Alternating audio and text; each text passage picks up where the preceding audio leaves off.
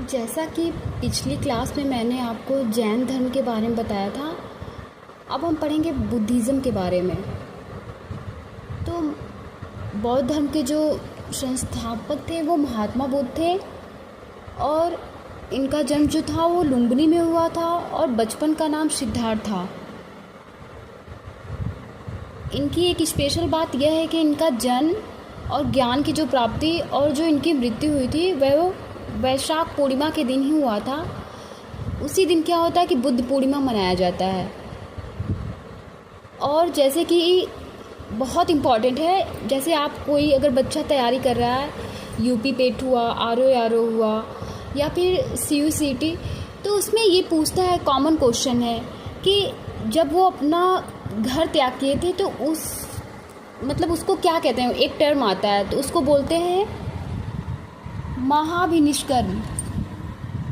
फिर इनको ज्ञान की प्राप्ति जो हुई थी वो निरंजना नदी पीपल के पेड़ के नीचे बैठ के प्राप्त किए थे। और पहला उपदेश जो था वो सारनाथ में दिए थे, जिसको क्या बोलते हैं, अभिधम्म चक्र। मैंने मेंशन किया है जो बहुत इम्पोर्टेंट है, सो आप लोग इसको ज़रूर पढ़ें। और इनकी जो मृत्यु हुई थी कुशीनगर यूपी में हुई थी, जिसे महापरिनिर्वाण बोला जाता है।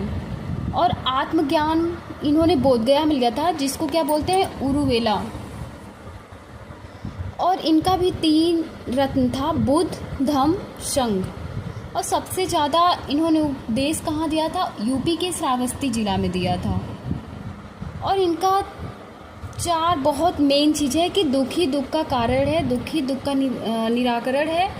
और इन सब चीज़ों से निकल के अगर इंसान को अष्टांगिक मार्ग मिल सकता है। और त्रिपिटक सूतक क्या होता है, विनय, सूत, अभिधम्म। और सबसे ज़्यादा इम्पॉर्टेंट तो ये है कि ये पूछता है कि इनकी बौद्ध समिति जो थी वो कितनी है, तो 4 बौद्ध समितियां हैं।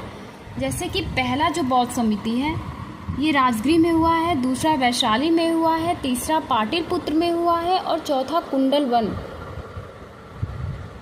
में हुआ है।